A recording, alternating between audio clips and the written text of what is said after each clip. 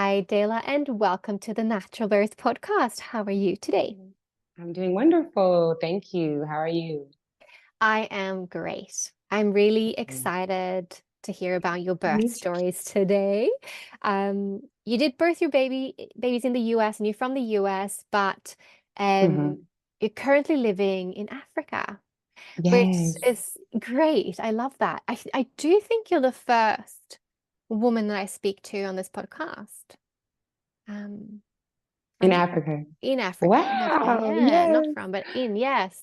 Yes. So, Amazing. I do love featuring women from all over the world, and I do hope that Yes. more women from Africa will call on in and share their birth stories because I just think it's so amazing to hear about different ways of birthing in different cultures and continents and Hmm. countries. So, thank you for Hmm. being Hmm. here. You're Um, welcome. Today we are going to start with you sharing a little bit about your birth journey that started out being more of a medicalized one, and then how you kind of Hmm. woke up out of that and went from having, had medicalized births and epidurals to fully choosing to free birth with a doula and that home birth that you had. So with no Yeah. further ado, take us on our little journey. Tell us about, you became pregnant the first time, how you kind Mhm. of ended up birthing the way you did for the first three, and how you then chose to totally do something extremely different for your fourth. Okay. So yeah, my first three, they were hospitalized. Oh my goodness, they were all epidural and all induction. And I was young. Like my first child, I was a teen mom, so I was 18. I knew nothing about how to give birth. Um, it was extreme. They were just like there was no reason to induce me on either time. It was just like, hey, you could just do it next Friday. Go eat something. It was like an appointment. Yeah. And because I had started that way, that's the whole thing. Because I started my first birth that way, it kind of programmed me to think that this was normal. And so I did it with every one of them.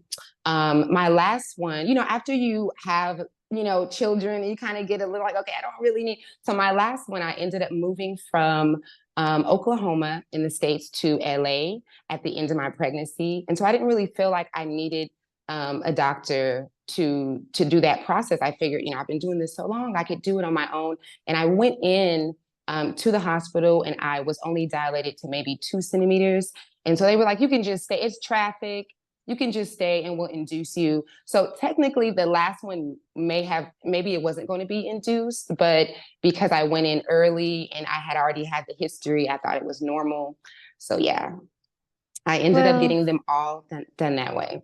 I mean, it's the normal, isn't it? Especially in the US, it's very normal everywhere. I mean, Yes. the epidemic of inductions is all over the globe, and it is the new Yeah. normal. The new normal of Hmm. birthing is to be induced or augmented or medicalized.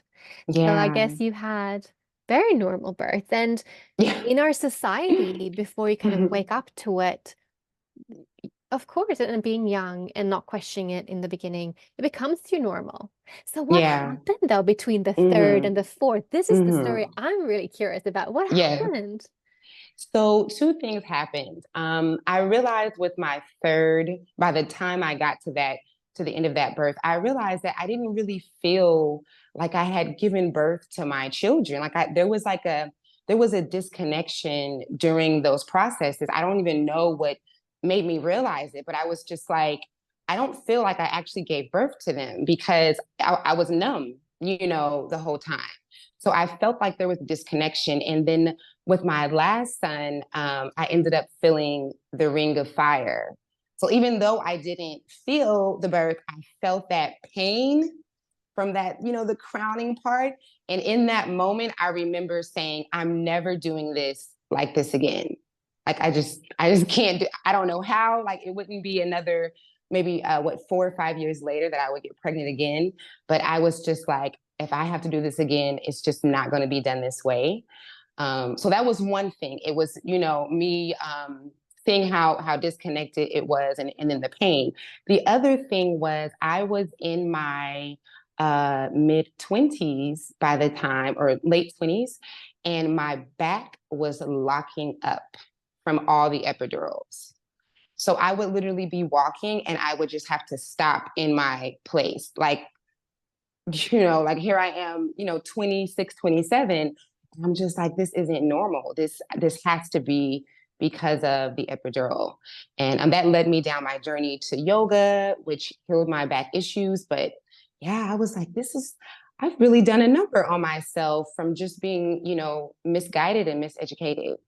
Absolutely. Okay, Mm-hmm. so you went into yoga. Did you do anything Mm-hmm. else before you became pregnant, or was it Um, initiated by the fourth pregnancy that you went, okay, this is going to be different this time? Yes, by the third pregnancy, that kind of is what motivated me, knowing that I did not want to do the epidural anymore, and then yeah, feeling the pain from the last one. I definitely went through some awakening. I transitioned to a different lifestyle as far as my diet, certain things like that. I started doing a lot of research in between that time, so that I'm sure that played a part as well with just more awareness. Yeah, right. So Mm-hmm. was it a Mm-hmm. planned fourth pregnancy? Yeah, I was. Tell us Mm-hmm. about it. Did you do some conscious conception So work before? I didn't. I was just like, you know what? I want to have this baby. And I think that in my mind, for the first half of, at least in the beginning of me, conceiving and being pregnant, I don't think that I was aware that that I wanted a home birth. It just kind of like the idea just sparked me. I ended up running into a friend. She is an OB and a midwife, and she's had 6 boys, and she loves giving birth. This was the only woman that I've ever met that was just like, oh my goodness, I love the feeling of birth. And so I remember running into her years prior to me getting pregnant. And I guess it was, just all those things together. She was one of the first people that I called when I found out. And I was just like, I don't know what I'm saying right now, but I think I want to have this baby at home and I want to do it without pain. And she was like, of course, you could totally do it. She's like, if I know what I think I know about you, you're going to love it. And so it was this kind of her giving me that little push to do it that kind of led me down all the research and everything. Planting that seed. Yeah, it's so important, isn't it? Other women's stories is so Yes. important. And who we share Mm-hmm. our dreams with, especially when they're a bit French, which is really strange that home birthing and birthing naturally without medication is something French today, but it is. And so you Yeah. have to protect that. You have to protect that dream and that vision to only share it with Yes. people that you think is going to lift you up or celebrate you in that Mm-hmm. or, encourage you in that or help you in that. And Yes. so it sounds like she was one of those people for you. Yeah, she really was. And what you just said is so true. I wasn't aware of that in the beginning of my pregnancy. So I announced how I was going to do it. I told my mom and my sisters, and they were like, "Oh, you're not going to be able to do this. You can't handle pain. Remember that time?" It just bringing up things that had nothing to do with my goal and my vision. So I learned really quickly that I needed to only share this with people that understood and that would, meet me there. Absolutely. Hmm. Protect that little seed so that it Yes. can sprout and flower. So important. Hmm. Okay, so you're pregnant now. You have this vision of Hmm. wanting to home birth. Yes. Tell us about the preparation during your pregnancy and what led you to the Hmm. birth you had. So I had really severe HG. So that was a thing. So It anyone who was my doesn't know what HC mhm. is, do you want to explain that to them? Yes. HG is severe morning sickness in a nutshell. Yeah, it can be really extreme. And Mm. this would have been my third pregnancy with it. But normally it would end before I would get to my second trimester. And so this time it stayed for most of the time. And it's just like extreme nausea, extreme vomiting, hacking, and dry heaving. Mm. I lost a lot of weight early on. It was really, that alone was a lot of trauma for me. I wasn't able to focus on the kind of birth that I wanted. And then towards the end, I'd say like the last maybe 2 months, I finally got some relief and I was able to focus more. Right. Hmm. Yeah. Oh, hyperemesis is not easy for sure. Yeah. Yeah. Yes, it is. My heart goes out to every woman that experiences that. But Mm. yeah, once I was able to make it through, the woman that I spoke with, she told me about hypnobirthing. And so that kind of led me down the rabbit hole of this whole world of it was interesting because when she told me about her experience birthing, she didn't say that anything about doing it painlessly, but I just kind of had that faith that I could do it. And then finding hypnobirthing, it just kind of, matched that whole thing of what I wanted to do. And so I started taking my practice of breathing through yoga. I had started to, I went to school to do aromatherapy. So I was into that. I was into herbs. So I just took all these different things and I kind of created this regimen for myself, this practice in me doing my diaphragm breathing and learning what essential oils were good for numbing nerves. And I had some herbs that were good for what do you call it? Like not having as far as the placenta not passing and preventing hemorrhaging, certain things like that. And so I just put it all together. And I remember I had my friend was there at the birth, my partner who was extremely supportive, and I hired my doula to be there. And I explained to them that I was going to give birth without pain. They were like, okay. Like they didn't want to, shun me down. I was like, I know this is crazy. I just need for you guys to remind me that when I think that I am letting go, when I think that I'm relaxed, tell me that I'm not. Like that's your only job. Just be there and then let me know because somehow I knew that there could be that trick of the mind where you would think that you're doing it but you're really not. Think that you're letting go but you're really not. And so yeah, they showed up and that's exactly what they did. I mean, they kind of reminded you to go deeper or to relax more.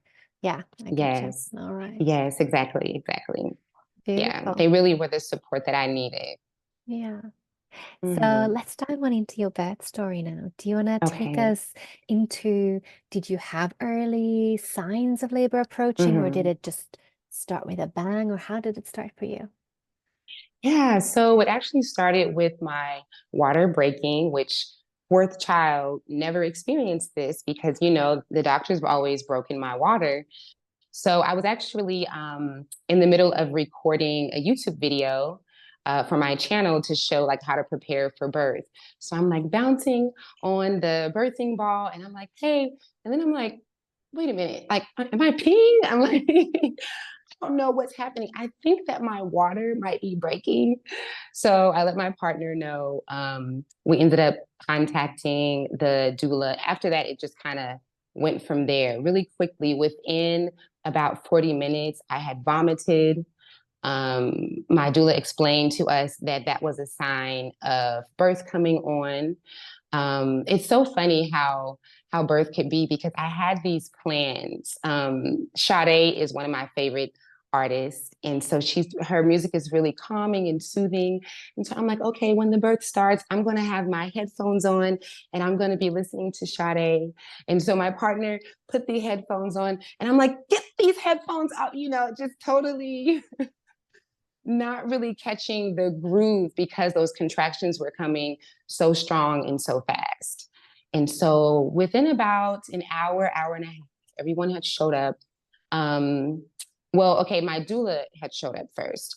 And I was on the birthing ball, and I remember trying to catch my waves. I remember trying and just not making it. To put to put what like how to have this kind of birth in a nutshell, it's really learning to let go in your most vulnerable, painful time. And so I was just tensing up every time the wave would come on. I was like shaking and moving.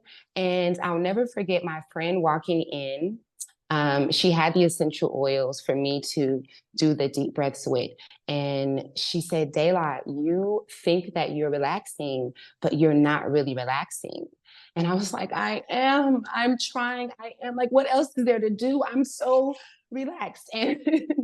And so in my mind, what I had done was when I'm not pregnant, I would, like, let's say I'm under an anxiety situation or something, I would tap my leg. I would like shake my leg to help me calm down. And so that's what I was doing. And she was like, well, if you are at the point of release that you explained to us that you want to be, then you would not be tensing up your leg to move it. And it was like, as soon as she said that, it made so much sense. And I just let go. I just released myself. I just was like, and I just fell, but not really fell, but that's what it felt like. My shoulders fell and everything was just relaxed. And the baby came in 2 hours after that. We ended up moving from the birthing ball to the pool. And in my practice, prior to the birth, I had been imagining myself in the ocean since I love water and that calms me.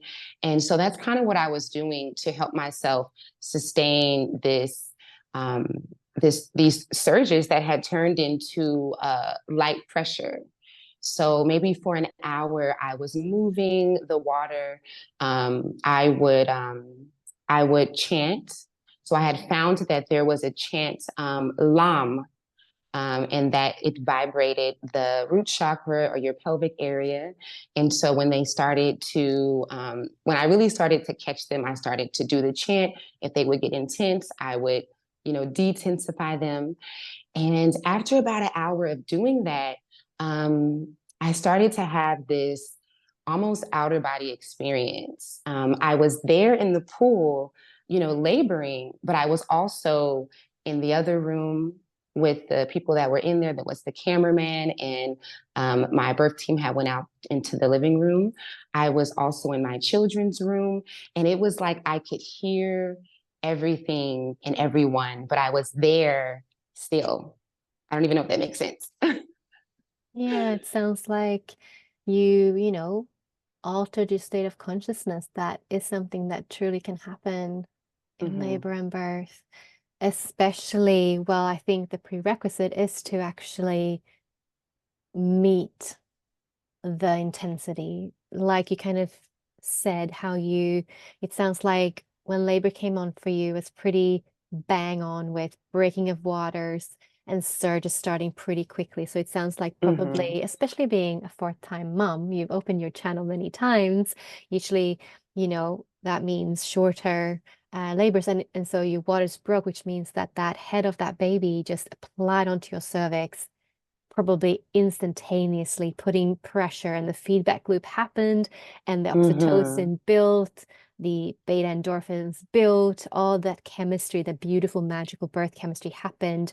And that in that first maybe hour when you were on your own, when you were, as I hear, thinking you were relaxing, but you weren't fully, maybe you were experiencing more of the pain or the fear that normally is there also in labor. It's a part of labor to feel all those feelings.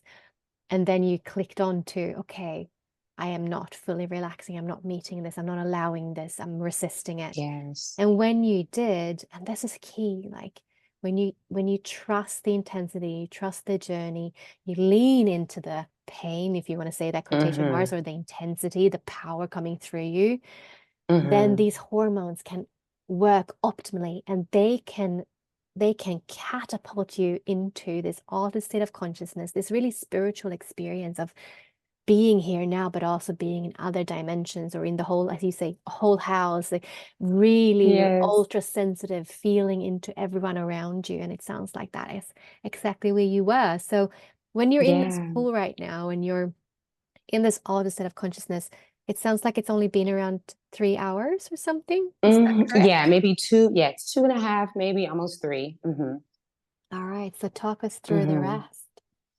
And so with my partner, he had practiced with me a few times, and I told him that towards the end, I wanted us to be extremely intimate, as much as we could, as much as I could take at the time, so that the oxytocin could really release itself. And so he was there, we were kissing and just caressing each other. And I could literally feel the rushes of oxytocin. I'm just having good thoughts. I told him about a month prior, I'm like, there's no arguing. There's no, I don't want, there's nothing. Everything has to be completely at peace, at ease. So I was just really thinking really good thoughts of how protected I felt with him and how amazing this experience was, all those things as he's caressing me and he's telling me how beautiful I am and how powerful I am. And so, and him and I had already our conversation of like, okay, like you've been with me every day here. Like we know that even if this professional comes in and she has her, maybe she might have a little bit of fears or whatever, we know what we're doing. And so there was one moment when, it's just instinct. Like I didn't want anyone asking me questions like, is it coming? And I didn't want anyone to give me reports. There goes the head, there it goes, those kind of things. And so after a while of those rushes of oxytocin coming down, I kind of shifted a little bit, just naturally. I just kind of shifted.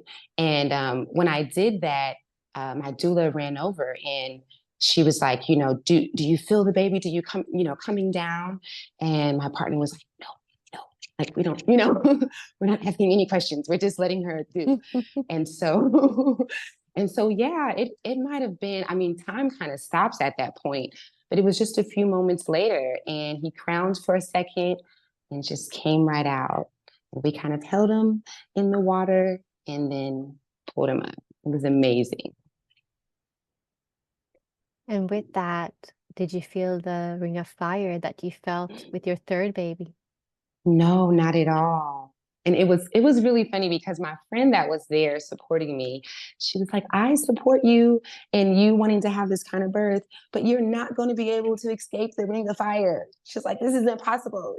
So so after her witnessing that, I was like, not only did I not feel the ring of fire, but it felt pleasurable. I feel as though if it had taken a little while longer, it may have been orgasmic. That is where I was with that feeling. Mm, beautiful. Hmm. Well, that's the thing. Yeah. Not everyone feels the ring of fire as ring of fire. Some people feel other sensations more in their clitoris or up. Um, Everyone has different sensations. And for some, they don't experience it as a lot of stretching. They don't have Yeah. that experience. Now, most have some sort of experience of stretching. Might not be burning, it might be another sensation, because Hmm. we're so unique. And I think, with you, with this experience that you yourself feel like maybe especially then after that first hour when you did, kind of embrace it and move into and lean into the sensations, you've said that you experienced that as painless. So Hmm. what would you express that you felt as you transitioned from resisting it into allowing it? Hmm. What was the shift and how did it feel Hmm. in your body? It started to feel like pressure. So it went from like what felt like really sharp pain to pressure. And then from pressure, it was just like, it was just not there. After a while, it was as if it just kind of, resuscitated itself out. Yeah. Mm. A lot of women also experience a shift from when they open. So that kind of contractions that lifts the cervix and Hmm. minimizes the womb to the difference of the bearing down energy. So a lot of women actually Mm. voice that, for some, it's not like this, but for many, it's like when they start pushing, they don't experience that as painful. And that Mm. is very Yeah. different from the other. contractions. Did you feel that shift? Yeah, I definitely felt. You mean compared to the pain of pushing? So the difference is now you had a very, very short labor and birth, right? Mm-hmm. So first you're in the phase where your cervix is dilating, and Mm-hmm. on top of your womb, the womb is kind of drawing up and becoming really fat on top. And when it's Mm-hmm. when you're fully dilated, the baby's head is further down, so it is hitting certain spots within your Mm-hmm. pelvis and in your vagina. Then you start the bearing down process, which is the birth itself, right? Mm-hmm. Of Mm-hmm. pushing, if you want to say that, or bearing down, or whatever you want to call it. Mm-hmm. Those two sensations are very different. Yeah. Now, you obviously didn't have very long labor. Mm-hmm.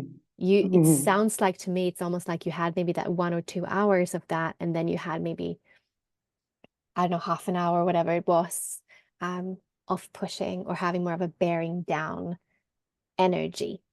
And I Yeah. wondered if you noticed how they shifted from Mm-hmm. that to that, kind of sensation. Yes.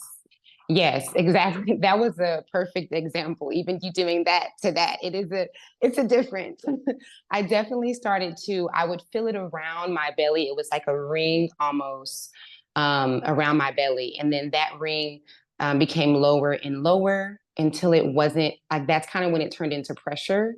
And then from there, it was I really wanted for that natural fetal ejection. So I didn't want to consciously push, and so that moment of me, naturally ejecting, it was very short, and it definitely was like that light, very light pressure coming out. Yeah, yeah.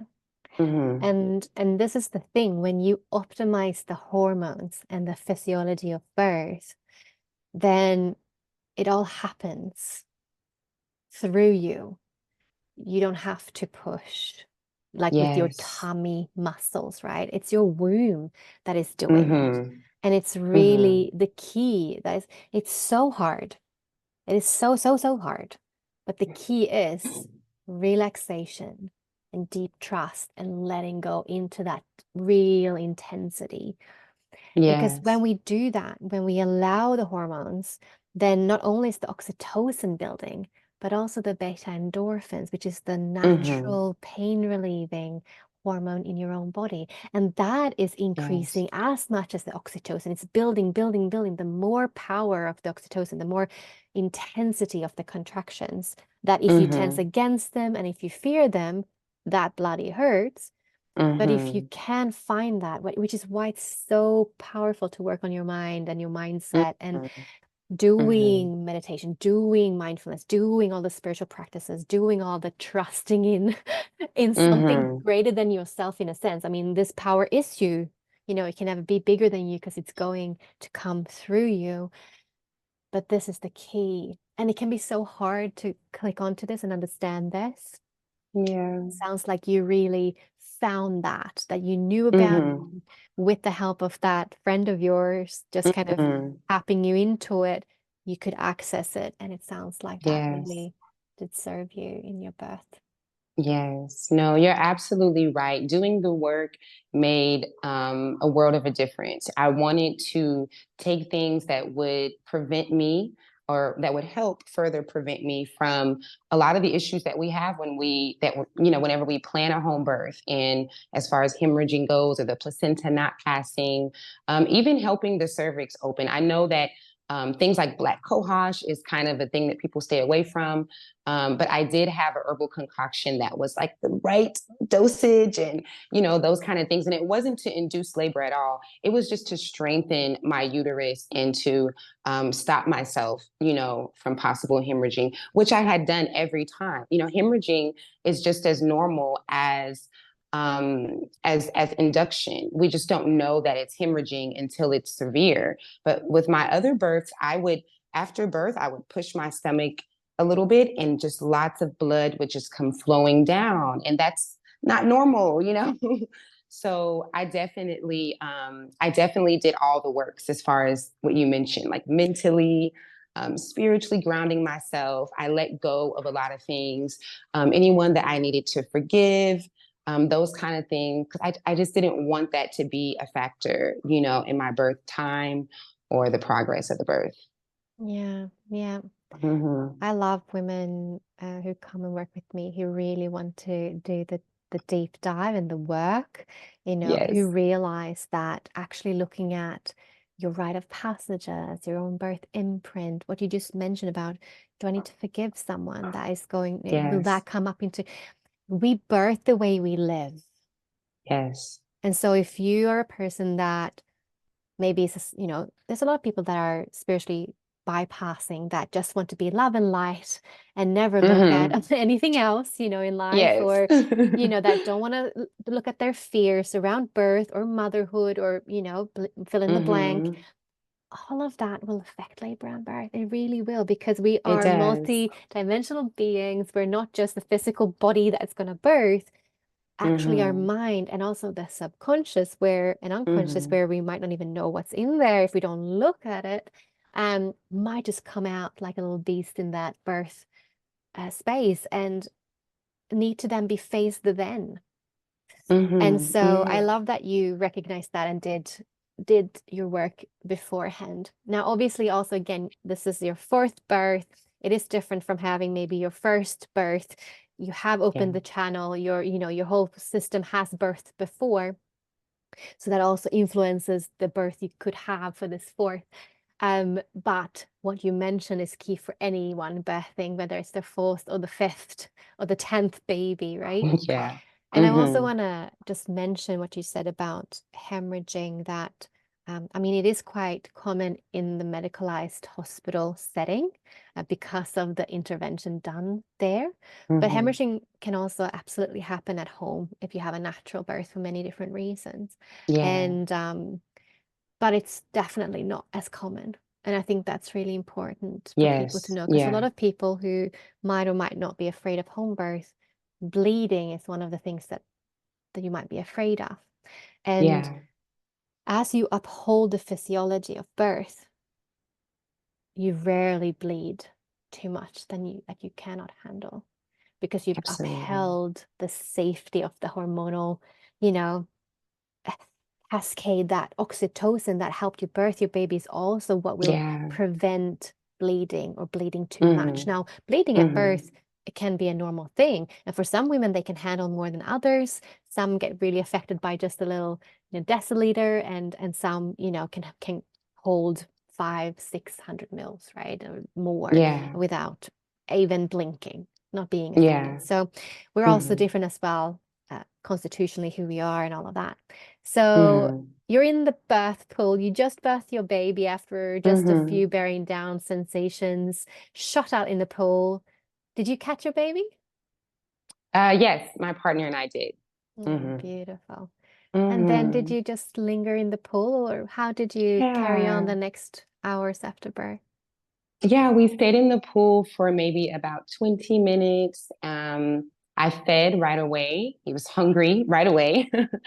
And yeah, it was just really good and a good peaceful time. We just kind of embraced each other, embraced the baby. Everyone was like, wow, that my doula, I had never been to a home birth at the time. So I had no idea what to expect. I just knew what my goal was. But my doula was like, oh my goodness, like the pool. She was saying how normally there is blood in the water. And she was like, there's no blood in the water. She's like, what did you take? Like, what is, And I just explained to her that it was, the herbs maybe. I had no idea. I was just like, I just put some stuff together, and trusted myself. And so, yeah, we did that for a little bit. And then we transferred me from the pool to the bed where we did the second birth, what I call the second birth, depending on how many kids you have in there, but the placenta. Hmm. Beautiful. And did she come away easily? How was that for you? The placenta, whew, I wish this was talked about more because I don't think this is talked about enough. Just the fact that it's it's an organ that was grown on another organ that is taking itself off. It's like I didn't do any meditation for that. So So yeah, we put a lot of like peppermint and clove. I think I was really modest. Like, thinking back, I'm like, okay, I have to put a lot more next time. But the doula, she massaged me. Maybe it came out about 30 minutes later, but it was excruciating. Oh, that was hurtful for Mhm. you. Oh yes. Have you experienced or had where it wasn't that bad for other mommies? Yeah, absolutely. Yeah, it's very Really? different for Wow. each and every woman. It's so different. For Wow. some, it comes away exactly as the baby's coming out, like it's literally just a Mm. minute later. Mm-hmm. Anywhere from that to an hour, sometimes longer than an hour. And for some, Mm-hmm. it's very easily just slips on out. And for some, Okay, it's right. it's Yeah. a bit more work. It's more. And it's Mm-hmm. also again the mindset as well in that like, do you fear it? Are you nervous about Yes. it? Or are you not? That also translates into how it's maybe perceived. The Mm-hmm. good thing about a placenta is that there's no bones, right? Mm-hmm. And Mm-hmm. so it does generally slip out easier. Of course, the vagina might feel a bit swollen. You might have a little bit of grazing or tearing, which could mean that it feels a little bit more or stings a little bit. So I don't know for you how that was for you if you had that. Yeah. Then you say peppermint and stuff like that. You wouldn't put that on your vagina, yeah? No. No. No, I was like, No, that could yeah, have just on stung. yes, yes. No, just on the abdomen, we put clove, it numbs nerves. And I have found now with my birth work, I didn't know at that time, but I definitely have discovered the connection between same thing, being able to let go and not having the fears and things like that, in order to release your placenta definitely makes a difference. Yeah. Yeah, it's Hmm. just like a birth of your baby. And also to let Yes. go of your placenta. Um, for some women, unconsciously, subconsciously, they're holding on to their placenta. Sometimes when Yeah. you've had a really fast birth, it might take the placenta a bit longer to come out because of the shock to the system, or because body, mind, Mm. and soul needs a rest before you are ready for another little birth, which is the placenta. Hmm. So again, it's definitely it's the third stage of labor. It's a part Yes. of the process. And yeah, a lot of women prepare for the birth of the baby, and some don't even know there's a placenta that's going to be birthed, or don't pay No. much attention. But this very amazing organ, tree of life that has sustained your baby for all these months, um, is also something that's going to be birthed. And in so many traditions Yeah. around the world, it's seen as your baby's, twin, or a Wow. guardian angel, or Hmm. a protector of the baby. So it's very revered in all traditional cultures around the world, the placenta. Yeah. Um, and I wish more women and families would take the time to plan for how they birth the placenta, what they're going to do with the placenta.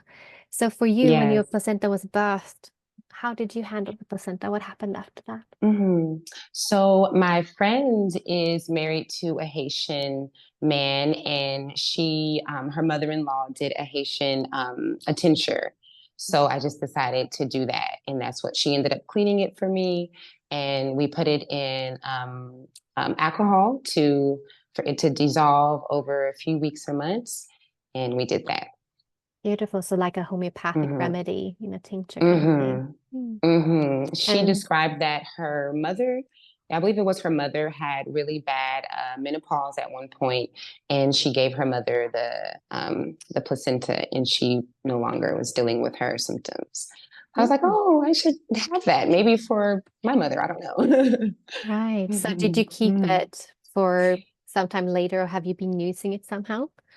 So I didn't use it. I did a lot of research and I seen it was so many mixed, like some people were like, yes, this was great. And then I seen some research where some people were like, they feel like it did more than what they wanted it to with their hormones and their energy. So I didn't end up taking it. And I brought it here to Africa, but I don't know where it's at. I asked my kids, like, where's the placenta tincture, guys?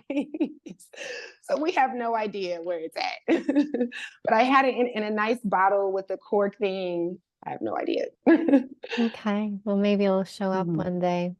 Yeah, that's Yes. definitely one practice. I know I have one good friend who does homeopathic remedies from placentas, for example. And Mm. I love talking about placentas. I could talk forever about Me them and too. Me their too. ceremonies. And, it's definitely a part of my mentorship that I teach and also my courses. Mm. I love honoring the placenta. It feels very Yes. natural and intuitive to me, especially letting the placenta also go back to the earth and being honored and revered in some way, shape, or form. Yes, So, I completely agree. I definitely have implemented it in my practice now. We go through birthing the baby and then we go through birthing the placenta. And I always have to explain to them because this is not a common conversation. Already, birth barely is, or these kind of births where you are taking your power back, but then the placenta is still, kind of taboo. And so I'm like, I know this seems extra for me to focus on this, but trust me, it is not. Like, you're no. going to be glad that we talked about it and that we went through what it takes to birth it and then what to do afterwards. Yeah, absolutely. Yeah. Hmm. So, if you had a first-time mama in front of you right now who's about to have her first baby, and she Hmm. really wants to have a natural and empowering birth experience, what advice and pearls of wisdom would you give to her? Oh my God, there's so many. Okay.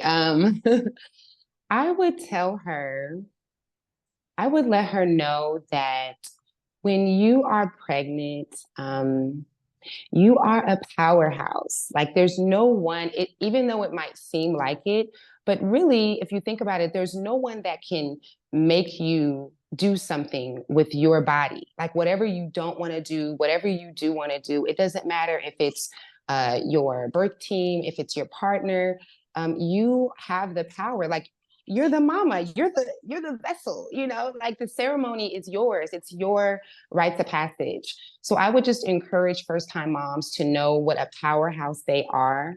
And also, this is a time right now. We are in a shift of the planet when it comes to women empowerment and birth. I really believe that the awakening that we're having to how we're giving birth is in alignment with everything else that's going on, everything else on all different levels.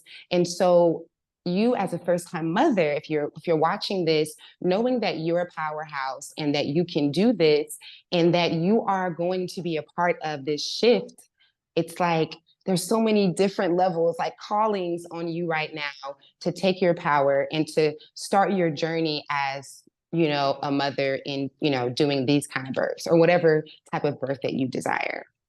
Yes, I couldn't agree Mm-hmm. more. It's a Mm-hmm. very exciting time to be alive. It's It such is. a huge time on the planet. Um, and there is this possibility right now to be a part of the new earth, the new age, the golden Yes. age. It's there for you to do the inner work so that you can, Mm-hmm. for many it might mean doing some deep dive within and clearing and healing and being in it until, so that you can come out renewed and be a part of the new Yes. birthing. And I'm very excited about Me this too. year and the coming times. I do believe that there's a massive shift and that many of us are called to really bring our soul's work to the world, our Mm-hmm. following our heart and intuition. And women are waking up to their power, their intuition, their heart consciousness, their womb consciousness. And thank you for coming and sharing your story today with us. You're so welcome. Thank you for having me. I appreciate you. Such a pleasure. Thank you for listening. If you love this podcast, then please consider sharing it, leave a review, or make a contribution on our Patreon page. And if you want to connect on social media, then find the podcast on Instagram as the Natural Birth Podcast. Thank you for listening.